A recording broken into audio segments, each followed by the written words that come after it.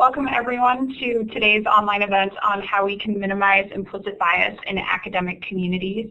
My name is Kate Diamond and I work with the CIRTL Network, and before I hand things over to a stellar team at Indiana University IUPUI, I will just welcome you all on behalf of the CIRTL Network. We are a network of about 40 universities around the U.S. And in Canada, and we work together to teach STEM grad students and postdocs effective, inclusive teaching methods so that they can become both excellent researchers and teachers.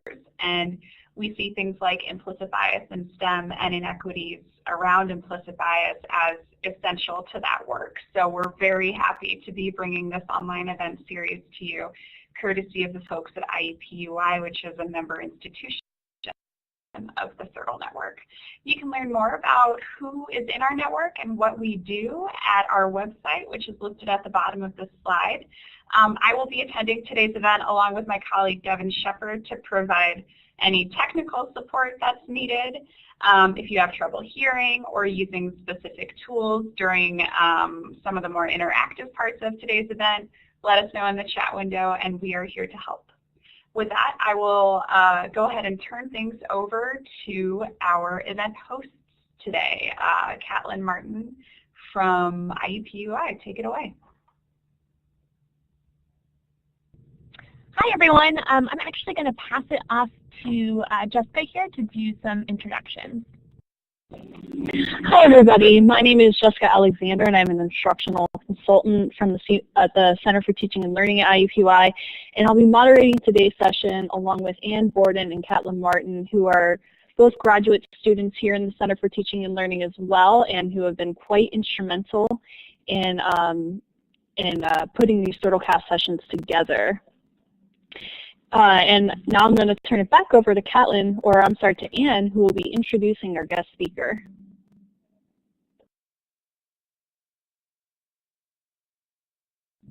Wonderful. Thank you, Jessica. So today we have Dr. Hilson. He currently serves as the Senior Director of Diversity, Equity, and Inclusion at IUPUI and works with both academic and student affairs units in fostering collaborations that help move campus towards reaching its various diversity objectives. He also works closely with campus affinity faculty and staff and counsels to this end. While at IUPUI, he has also served as Director of the Teachers Resource Center for Math and Science Education, in addition to the university leadership appointments within the Office of Adaptive Educational Services, IUPUI Center for Research and Learning, as well as the IUPUI Multicultural Center.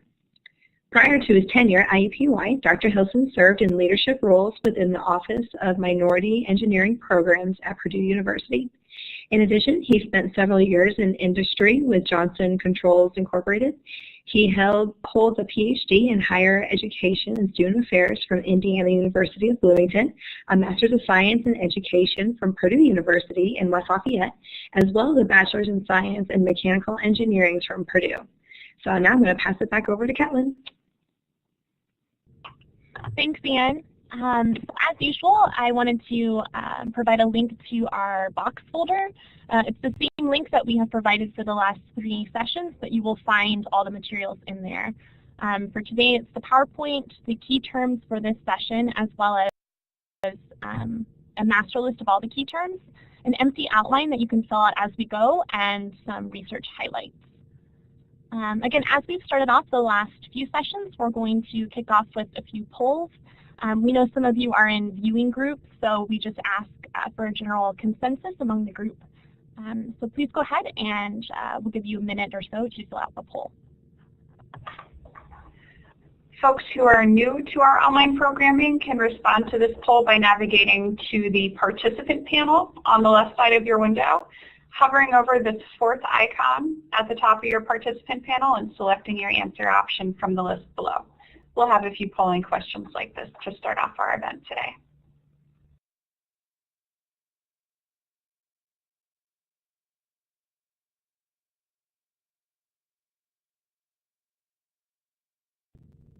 Great, thank you so much, Kate. In an effort to just be cognizant of time, we'll just go ahead and get going. So it looks like we have a lot of graduate students here, which is really exciting, as well as people from in other roles too. So for our next poll question, we're asking what your discipline is. Again, it's the same process for this. Go ahead and fill it out, and we'll give you a minute.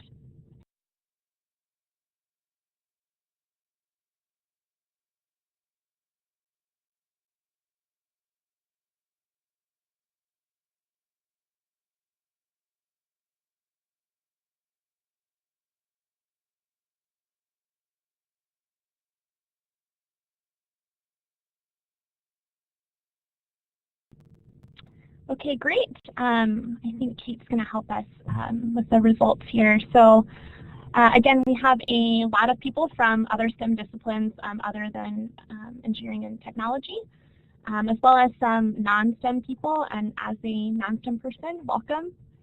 And then our last poll, oh, I guess we're down to 2 polls. So we're going to talk about our key terms here, and I will pass it off to Jessica. Thank you, Kathleen. So our first term today is implicit bias, which we've been speaking about extensively throughout this entire series. And these are just the unconscious negative associations that affect individuals' attitudes and actions, and these have real-world implications. Our second term for today is stereotype threat, which is sort of a threat in the air. So this is really a person's concern about confirming a negative stereotype, which can lead to underperformance, specifically in the classroom. So a variety of underrepresented students are especially affected by this. Social justice is the process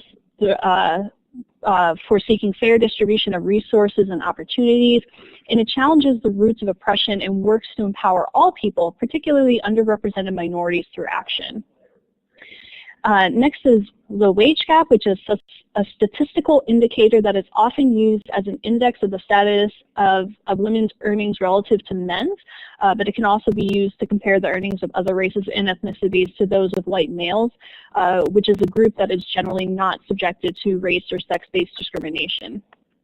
Our last term for today is internalized impression. Sometimes targeted groups can internalize misinformation that can manifest feelings of not being as inherently worthy, capable, intelligent, etc. as others. So therefore, it is really turning the experience of oppression inward and internalizing discrimination as truth. And so before I turn it over to our guest speaker, and in the spirit of working to minimize implicit bias, which is really what the heart of this particular session gets at, the actions that we can take, we wanted to take a moment to address a comment that we had received from our second session evaluation, in which a participant stated that we should work towards more intersectional facilitators and speakers rather than having 4 white women facilitating and speaking. And to be completely honest, representation and intersectionality in our speakers was not at the forefront of our minds while planning these sessions, very likely due to the time constraint and our worldview and experiences as white women, which resulted in implicit bias on our part. We spoke extensively in session 1 about how pervasive implicit bias is, and so this is an excellent example of how it can creep in very unexpectedly. Furthermore, we are very thankful for all of our feedback. It is very, very important to us that we receive that feedback, and we were happy that that person felt comfortable enough to voice this concern through the evaluation. Importantly, that comment will help us reflect and continue to improve ourselves in our programming, and so we would really like to use this as a teachable moment and remind everyone, including ourselves, that we all have room to grow and to learn, and that everyone has implicit bias regardless of your level of knowledge with the subject or how much you care about promoting equity and inclusion within your disciplines. And so with that, I'm now going to turn it over to Dr. Hilson, who's going to start us off. Can everyone hear me? Excellent. Thank you so much. I thought it was really interesting, and I'm glad it turned out this way. The first session, session 1 in this series, was led by a colleague of mine, Professor Ash Bernardo, who works as a faculty member in our School of Psychology. And it's a wonderful thing that she's a psychologist, and we talked about implicit bias from that vantage point and from her vantage point, because I truly see those who elicit implicit bias, no matter from where it manifests. It's an issue of psychological perspective or misperspective, and so whether that's due to position or due to privilege. You know, illicit bias, I'm sure you talked about, has its value depending on certain situations. It's how we go about making sense and determining threat versus non-threat in our world. But when it creeps its ugly head into academic spaces, and STEM being one of them, it's more about a psychologically myopic view of what threat is, and specifically what it isn't. And so as you go through this, and as we talk and discuss today, I would ask that you please think about the why this is important to you, not only to you as an individual, but to how you do your work as a current faculty member, future faculty member, or staff member. So please keep that in mind as we move forward, and we'll actually come back to that in a little bit. All of you should have received this quadrant here. It is in your resource folder, and so we want to make sure we definitely get to more of the discussion piece. I think the old engineer in me really values kind of getting our hands dirty and really talking about things where the rubber meets the road. And so I'm going to not necessarily go through all of this, but there's some larger issues that I want to point out and maybe discuss in a little more detail. We're talking about 4 things here. How do we mitigate implicit bias in our curricula, our overall classroom environment, how we go about faculty hiring, making sure that we're doing the best job that we can within our institutions to be proactive and understanding that the students that we serve are becoming increasingly diverse. And we talked earlier about how important the optics are as it relates to helping underrepresented, marginalized students see what is possible for themselves. And so that faculty piece is important, but also how we go about teaching and creating pedagogies in the classroom. As far as the curricular piece, I truly believe that we cannot use content as an excuse. I was a former engineer, sat in many a thermodynamics and dynamics classroom, and you would think that when we're talking about friction coefficients and free body diagrams and things of that sort, what does diversity, what does equity and inclusion have to do with that? You can't use content as an excuse as we think about how we introduce issues of diversity, equity, and inclusion in our STEM curriculum. Montclair State talks about helping students explore some of the ethical and social relevance of course content. And so even if we're talking about issues that seem to be very focused on some of the hard aspects of STEM, we as STEM professionals and scholars, that information, that knowledge has to be disseminated into society, into a real world situation. And those real world situations in every case involves engaging diverse individuals, diverse cultures, diverse environments, or what have you. And so even if you can't necessarily point to an individual who comes from a more traditionally marginalized group as having created or developed the newest theory around your particular scientific content, you can begin to speak to within your curriculum where it has social and ethical and moral relevance within diverse environments. I just recently, my wife and I, just to talk a little personally, we just recently saw The First Man, which speaks to Neil Armstrong and his landing on the moon. And my wife and I, who also happens to be an engineer and is a statistician, and one of very few women of color in the field, noticed that in one of the scenes in the control room, there was an African-American male at one of the consoles. And I am a astronomy buff and a space nut. And in every movie I've ever seen about that, Hidden Figures aside, I have never seen a person of color in a position like that within that context. And so the fact that in 2018, I am still shocked and surprised by the fact that, yes, even during the time of Hidden Figures, even during the time of the Apollo missions, one of the largest and most important things that happened to our country and around the world, there was representation there. And so seeing that, introducing that within your curriculum, within this larger context of STEM, is critically important to helping those marginalized students within your classroom see what is possible.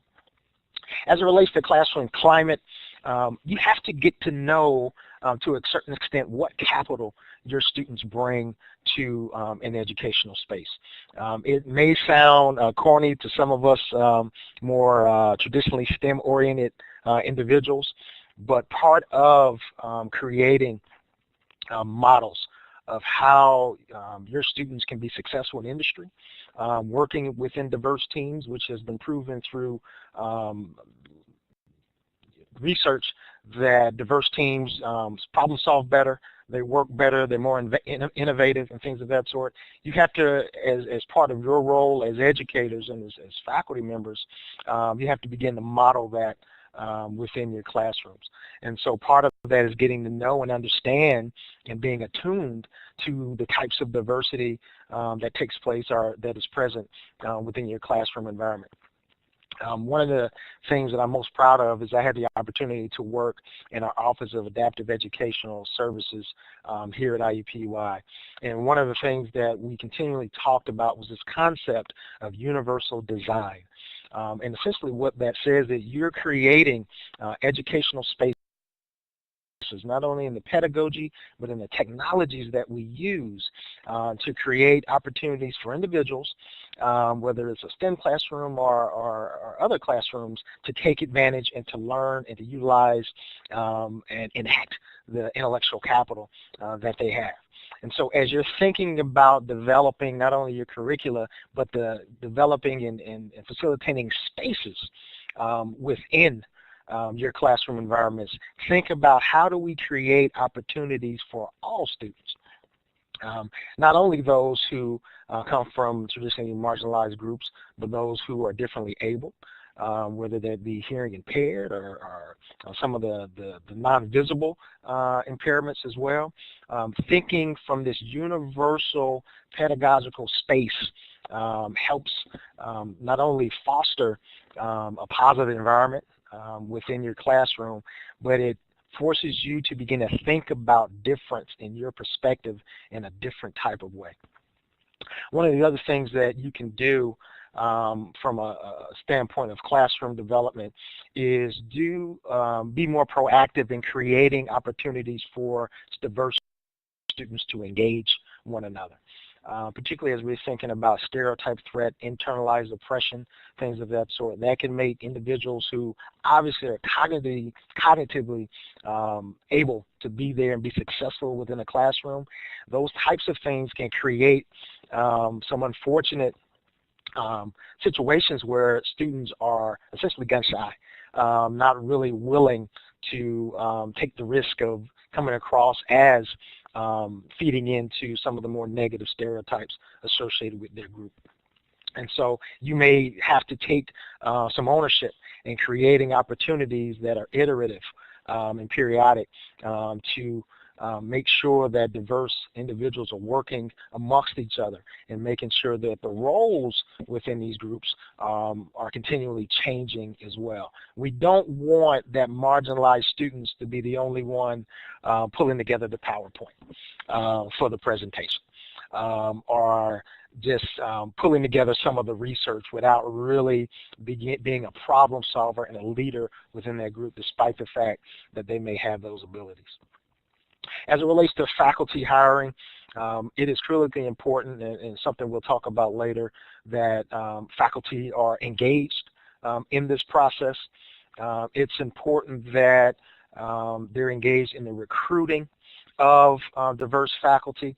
I hear all too often that the talent is not there. Again, I consider implicit bias one that is a crisis of perspective, and so our views become very myopic.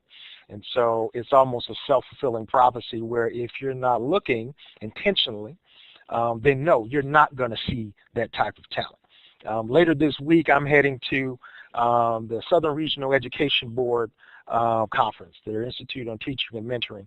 It's one of the largest, if not the largest, collection of underrepresented students that are finishing up doctorate degrees who are going to be going on to faculty positions. That is over 1,500 individuals, talented, doing very well, ready to enter academia. And it's been going on for well over 20 years. And so it's really about positioning oneself to see this talent and open up one's view. Another thing that you can do as part of kind of mitigating some of this bias and exposing oneself to diverse views and students is to get involved in some of the DEI-related committees within your professional organizations, whether that's ASEE, whether it's IEEE, ASME, or what have you. Many of those organizations have a focus on diversity, equity, and inclusion and trying to diversify the field within STEM. And quite a few have committees that are geared towards making sure that happens or moving that dial. Those committees are not just for individuals from those traditionally marginalized populations. And so I encourage those of you who may not come from that vantage point or that perspective to get involved, to learn, to grow, and to engage. Bias training, particularly for search committees, is another strategy that institutions may use, and it's usually disseminated either through an Office of Diversity or even in many cases through an Office of Equal Opportunity as well. As it relates to teaching, it is truly time to do away with many of the deficit frameworks from which we kind of do this work. Every underrepresented student, every traditionally marginalized student is not from an at-risk population. They do not come from the hood or the ghetto or one-parent homes and things of that sort.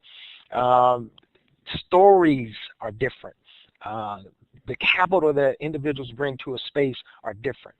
And if we are solely focused on the deficit lens in the deficit box in which we place students, this very monolithic box, we're doing ourselves a disservice. It perpetuates the biases that we can bring into a space. It mitigates the diversity of experience and ability that can inform an educational space. And so it's critical that we begin to break down many of these frameworks. Sean Harper has been working for many years on an anti-deficit achievement framework, and in many cases he's looked at STEM education and trying to understand how we can begin to break down many of these biases along that educational trajectory, particularly within STEM. Another thing that I would suggest for faculty members and staff members alike is to strongly encourage you to have office hours. It's nothing that is talked about in passing. It can be a challenge not only for the student who may be internalizing these stereotypes and oppressions, but also for that faculty member who is truly for the first time beginning to intentionally think about their own biases and how to engage students in a particular space.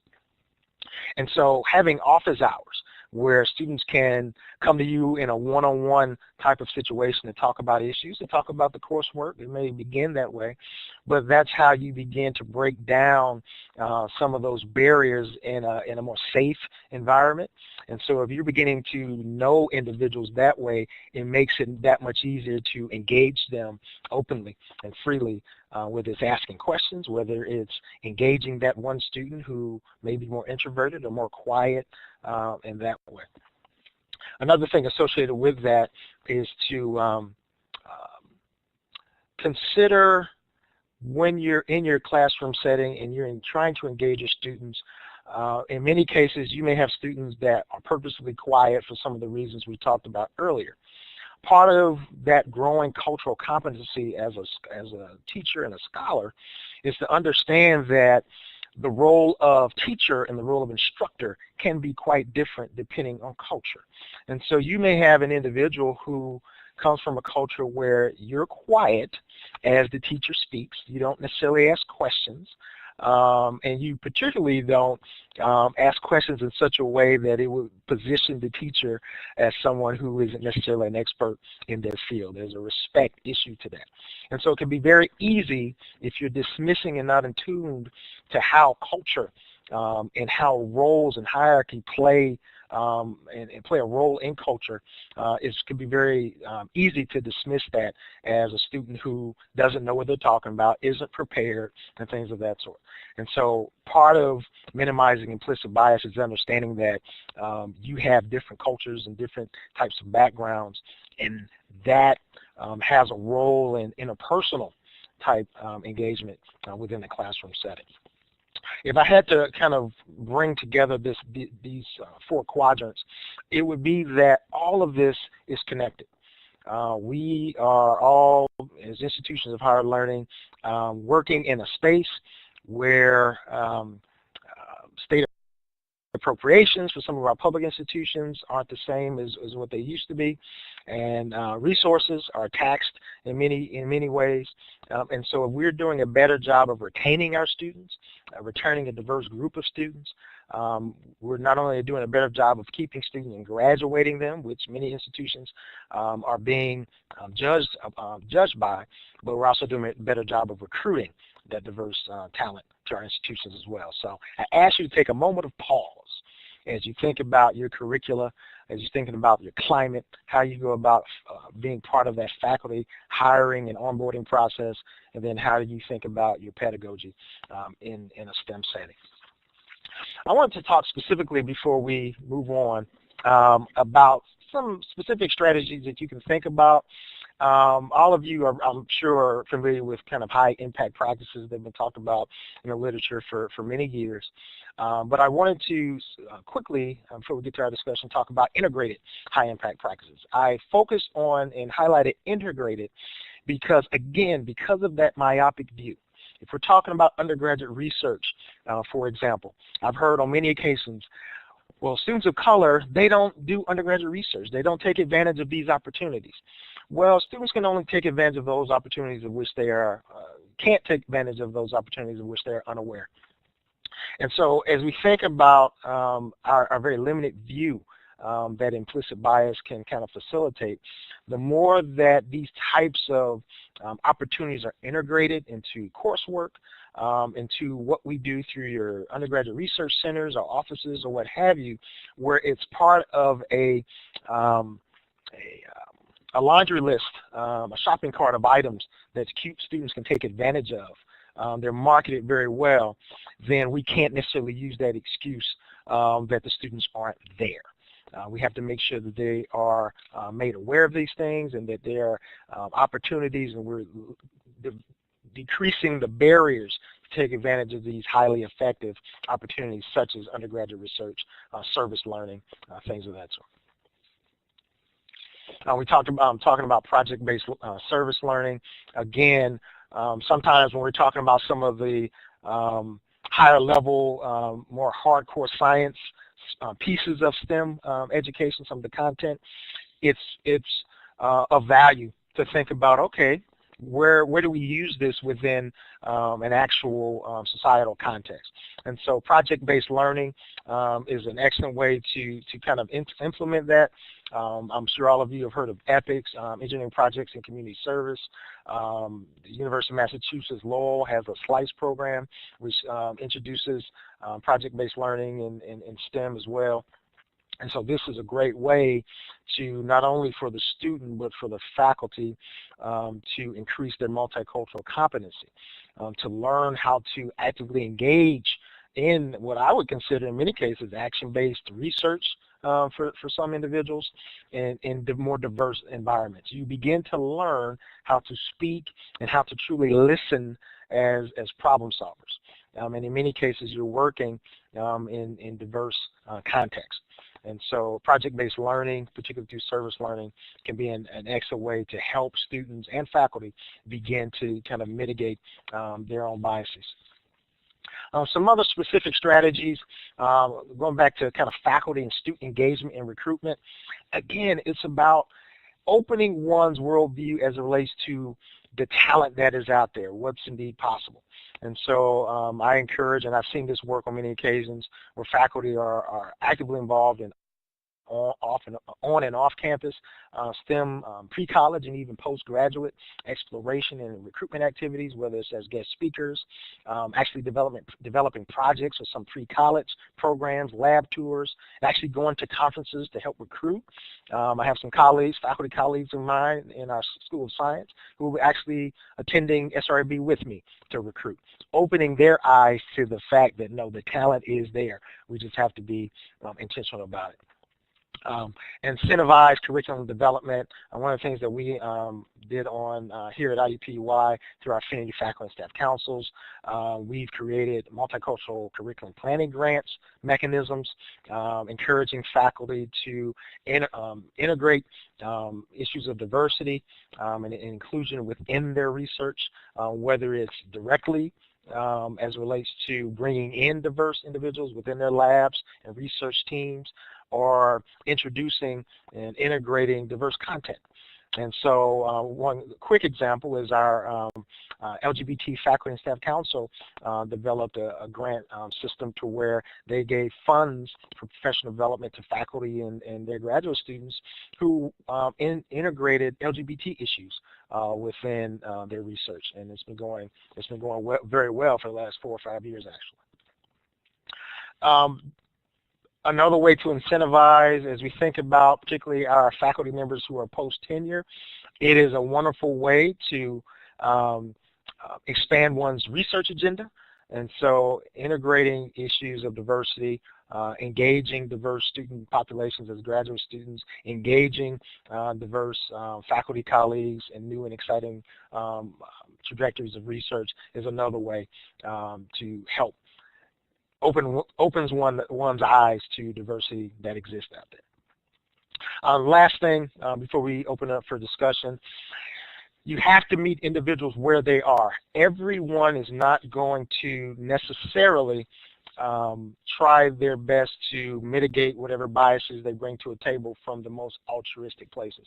We're dealing with people, and people are at different areas of development, different points of trying to really understand a changing space, particularly those of our faculty and staff members who are quite seasoned and have been around for quite a while where things weren't as diverse. And so you try to meet people where they are. For some, it is really about becoming a better teacher, a better scholar, a better mentor. For others, it is it's going to be more of a challenge where you may have to introduce these issues and through funding opportunities and things of that sort, through working with them to understand that part of your job is to prepare your students to be successful in the STEM workforce. And at the federal level, with various agencies, they're thinking about these things. Funding sources such as NSF, NIH are thinking about these things and how important having diverse groups are, and how important it is that the science reflects increasingly diverse societal population. And so what I put here is a report, an interagency policy report through the Office of Science and Technology Policy, Office of Personnel Management, that begins to talk about how through various agencies they're not only working on ways to reduce the impact of bias in the STEM workforce, but also share this information across agencies as well. So I'd like to definitely open it up for discussion, and I would definitely encourage for you to share some of your own successes, some of the things that you've been thinking about as current scholars or future scholars around trying to mitigate implicit bias or make sure it doesn't negatively impact how you're going to engage your students. Thank you so much, Dr. Hilson. I really appreciate that. It was very insightful. So Dr. Hilson has requested that we go ahead and start off with this second question here. So what are some innovative strategies for minimizing implicit bias in STEM faculty hiring and professional development? What are some challenges and possibilities? We encourage you to use the whiteboard function. So if you look to the right of your video, there is a panel there. The A with the lines beside it is a text box, and you can go ahead and use that and write in real time. We also encourage you to use the hand raising function. It's right below your name, which is below the video as well. And that way we can call on you and have you share. You can also ask questions for Dr. Hilson as well. So I'll give you a minute to write. Dr. Hilson, if you want to chime in at any point, as well as Jessica and Ann. So thank you.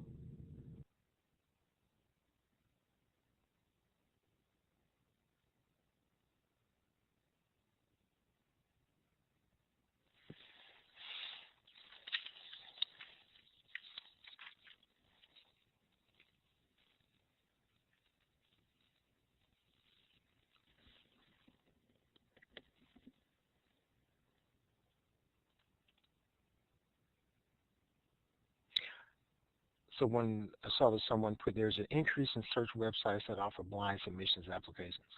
I think that's a powerful thing. I'm sure all of you have heard about situations where there have been studies done where employers were less likely to move a resume through if the name sounded too quote unquote ethnic. And so the study managers essentially took the names off, and even though it was the exact same resume. And so I think trying to do what we can to make this as objective as possible to focus on the talent and the abilities and the skill sets, I think is of value. I would say the caveat to that is to make sure that we strike a balance, though. I think there's value in being objective, but it can be very easy for us to take submissions and applications and make them colorblind. And that is an issue in the sense that we're essentially marginalizing the value of difference. And so it's through this difference and through these stories and through these unique skill sets that actually bring value to a space, particularly STEM spaces. And so I think maybe there's value in making sure there are tiers or processes in place to where maybe an initial asking for applications or what have you could be blind or race neutral to try to focus on skill set, but we cannot totally make this a color or difference blind system. And so I think there needs to be some balance there.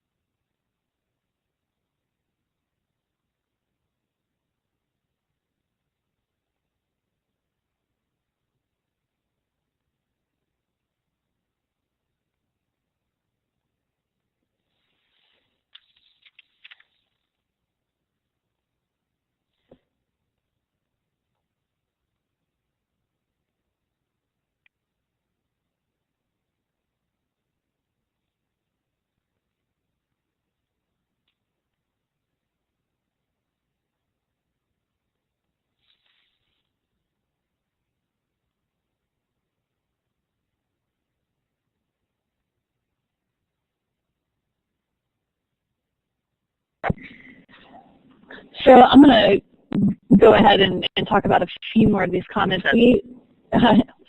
And Dr. Hilson, definitely feel free to chime in at any point. Yeah, So we have a question here. Does anybody have suggestions for how to identify and draw out topics related to implicit bias or highlighting diversity in collaborative research? So my first suggestion to you is to read, and then read some more. There's a lot of information about this topic. So you can read not only about implicit bias in general, but also maybe more specific to your discipline. In terms of highlighting diversity in collaborative research, trying to keep in mind, I would suggest trying to keep in mind acknowledging people's contributions. And so not only thinking about that in terms of who is marginalized traditionally in societies, such as women or underrepresented minorities, but also a power difference. So if you're a graduate advisor to graduate students, are you acknowledging the work that they put in? To add to that, I would be proactive in reading from different sources of literature. You know, one of the reasons that we are talking about these issues, and we have a better understanding of some of the experiences of our underrepresented students or traditionally marginalized students, is more people are engaging in reading scholarly works from more diverse scholars. And I think it is important that we expand our view of what scholarship is.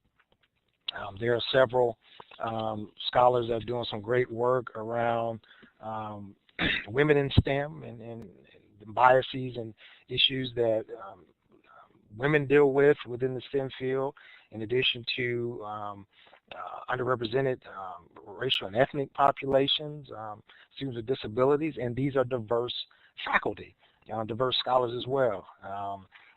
Right off the top of my head, I'm thinking of Fred Bonner at Prairie View A&M, Demetria Jackson, she's at Iowa State. She's done work with women of color in STEM. Nicole Joseph at Vanderbilt does work with individuals of color, but also in STEM, but also specifically has expertise and scholarship in differently abled students as well. At the University of Wisconsin, obviously, Professor Jolando Jackson is doing a lot of work with black males in STEM.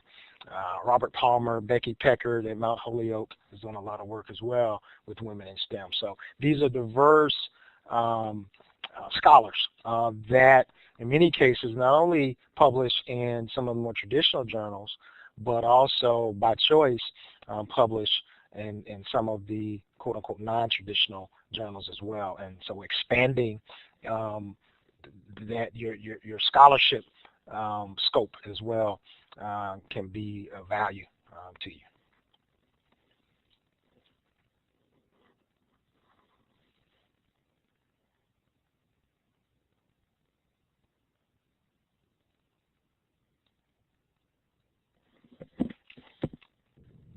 Thank you so much for that. I know Jessica's having some issues with her mic. Dr. Hilson, is there any other comment here you'd like to touch on or elaborate on before we move on? And also, I welcome people if you'd like to use the hand-raising function to participate in real time. We'd love to hear that as well. One of the things that has worked for my institution is we, several years ago, instituted a broad intergroup dialogue to our campus.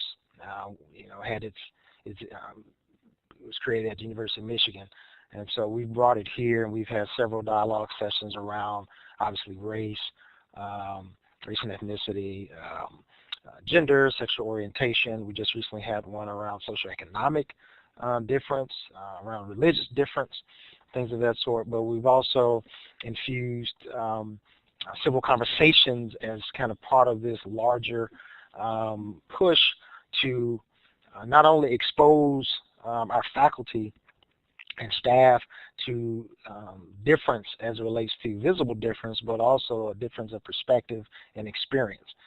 And so we have opportunities for faculty and staff to engage one another in safe spaces, develop some competencies around having these discussions and engaging each other and engaging different individuals on a day-to-day basis. We also bring the community outside of our borders through our critical conversations in various town halls to engage our larger community of Indianapolis and beyond, but also our students as well. And what that does, that exposure, being able to think about those things in a safe space, it opens up the possibility of sharing that in new spaces. It allows you to look at your current space differently. It allows you to take that moment of pause, whether it's working with a fellow colleague, whether it's working with someone who is outside your normal purview as a faculty member or what have you. And so we found that many of those individuals aren't necessarily, quote unquote, part of the choir. And that's why some of those intergroup dialogue sessions have been so rich, is because we've had that creative tension, that tension within those groups. And so we've seen some positive outcomes as a result.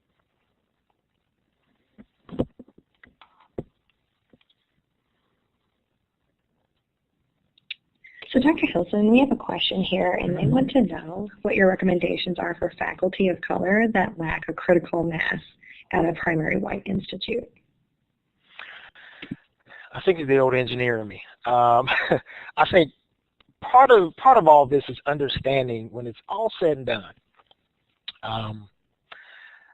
success in DEI, diversity, equity, and inclusion, is not transactional. It is an interpersonal exercise. It's about really beginning to know each other, gain empathy for each other, and I say all that to say that it has to ultimately be something that is very organic. And so if there's no critical mass of faculty of color within a predominantly white institution, sometimes it's just as simple as, let's just all get together for some coffee. Let's just all get together, bring as many individuals as that fit within our group together to kind of vent, let off steam, things of that sort. It doesn't necessarily have to come from some formalized place. In many cases, it can begin very organically. Sometimes it's just getting in front of each other to know that that person is here. I have your information now. If I'm going through a particular issue, whether I'm in your particular scholarly or research area or not, I've expanded my universe of individuals who have at least an inkling on some level of what I deal with and what I go through, being one of very few, in some cases one of the only, or the only within a particular academic space. And so the simple answer to that, and sometimes it's just about you drop an email and you send that information, or you send out almost a calling, a caller to some of the other faculty members of color on campus, and you get together. And over time, that can grow into something that's pretty powerful, and then you can begin to even create some more scholarly work around those opportunities where you've come together. So some of it's more about just the will and taking that first step on just understanding that there are other individuals that share at least an aspect of my experience. One thing that we have on our sorry, go ahead. Oh, I was going to say, one thing that we have on our campus that does help with that, we have affinity faculty and staff councils. They actually receive funding through my office, our office, Diversity, Equity, and Inclusion, and so they receive funding to institute programming and things of that sort. So that has become an opportunity for individuals to come together and kind of exhale a little bit, and that's been quite helpful moving forward. Thank you again, Dr. Hilson. So in light of time, we're going to go ahead and skip through here to the wrap-up slide. Within this slide, feel free also to share any resources or references that come to mind, peer-reviewed publications or conferences, also any questions you have for Dr. Hilson, but in an effort to wrap up and kind of bring everything together. So I'll give you a minute to go ahead and write, and again, feel free to use the hand raising function as well.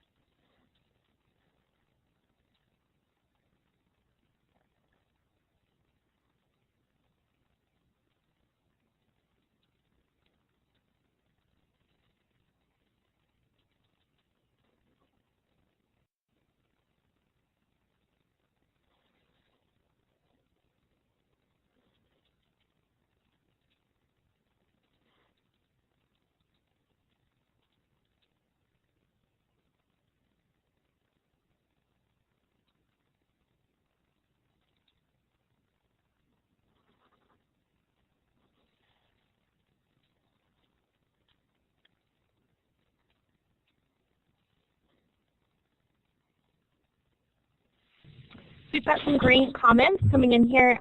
Dr. Hilson, do feel free to talk about any that come to mind as well. Don't even know where to start here. So today's session reminded me to think about cultural differences and how to interact with teachers and instructors. Create opportunities for diverse students to interact with one another, perhaps integrate with project-based learning. It's really interesting. I think it goes back to Dr. Hilson's point about this being more of a relational endeavor rather than strictly transactional. Anne or Dr. Hilson, anyone comment that you'd like to point out? Actually, it's one of the larger fonts, which is nice as you get older. Today's session reminded me to think about cultural difference and how to interact with teachers and instructors. I think that is one of the key issues, and the reason being is part of implicit bias is that it's based on incomplete information by its very definition. And so once you step into a classroom for the first time, and you have these bright-eyed students staring you in the face for the first time, and they're different in some cases visually, in some cases not so much visually. There may be a lot of other differences that exist that you're unaware of. It is very easy to take those initial thoughts and beliefs about a particular student or group of students based on that first class or even that second class.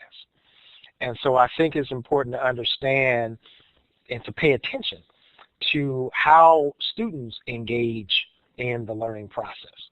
The student that you may consider introverted, the student that does not raise their hand, the student that does not engage in that learning or interactive learning environment, they can't be dismissed without taking that moment of pause to say, is there something related to some type of cultural difference that may have more to do with that as opposed to their ability or their level of preparation or things of that sort. And so I think taking the time to be more attuned and to give it time to, as students kind of engage and go through your class, to help students kind of begin to show their personalities and their differences a little more. I think it takes being patient to that, being attuned to that, in addition to being more proactive in creating those opportunities to bring out some of the capital of your students. And so we have to do a better job as individuals, even those of us from traditionally marginalized groups, to expand our view of what difference is in our classrooms.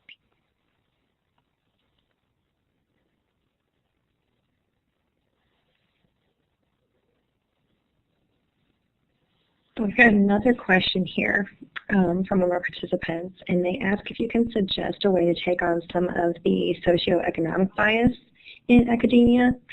They see a lot of assumptions for people that come from a background of economic privilege. I think part of it, like I said, we do our intergroup dialogues, so I think there's opportunities to facilitate discussions around SES and difference. Another thing that you can do is begin to get to know your students, and you can usually do that through project-based work, through some of the office hours and things of that sort. And it may be just in doing that, you begin to focus on more of the capital that individuals bring to a space. Because, immediately it can be very easy to think that all students from a particular group fit a particular profile. And in some cases, that is not the case. There are individuals that I've worked with in my career, students who, were from traditionally underrepresented racial and ethnic groups who come from upper middle class, even wealthy homes, but still had to confront bias and still had to confront challenges associated with the populations to which they belong.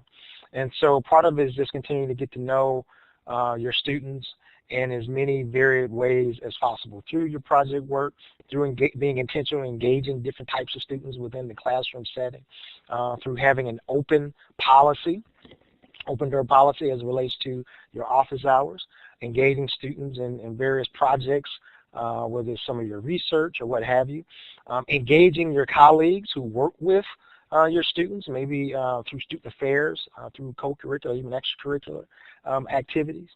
And so I think as you begin to see that SES is just one aspect of an individual's ability to enact the capital that they bring to a space, in many cases, some of those students who may come from lower SES, they use other aspects of capital to navigate their educational experiences. The only way you begin to understand and appreciate that is to begin to know and understand your students and to talk about it.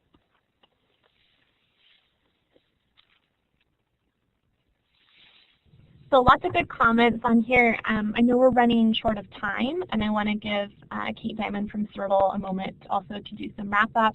Unfortunately, we've lost Jessica from our connection, but on behalf of all of us at IUPUI, we really appreciate you attending, and we hope you can join us for our last session in this series, which will be next Monday. So Kate, I'll pass it off to you. Thanks so much, Catlin, and thanks so much to all of our event hosts today and to Dr. Hilson Jr. for such an insightful hour. Thank you everyone in the audience for being engaged with us throughout the session. Your willingness to reflect and discuss on these issues make these events hopefully as productive as they can be for everyone in the room. That said, we want to know what you thought of today's event. As we talked about at the very start of this event, we really take the feedback you give us seriously, and we use that feedback, which is totally anonymous, to help improve not only the programming right in front of us, but our approach more broadly to the online programming that the CIRTL Network offers. So please take a minute to fill out this brief post-event survey. If you've attended other events in the series, you know I will follow up with you via email to share that post-event survey. Your feedback is really important to us. You can find everything connected to this event, including the box folder that our event hosts have been adding to, on the event page on our website. Just note you have to be logged in to see that. And we do have one final event in this series happening next Monday on interrupting and mitigating implicit bias, featuring Dr. Ava Pietri from Indiana University, I believe. And her research in particular focuses heavily on gender bias and specific evidence-based interventions to counter that. So if folks enjoyed today's discussion, please let us know what you thought in the survey, and please do consider coming to our event next Monday as well. Thanks so much to everyone involved in today's event. We really appreciate your participation.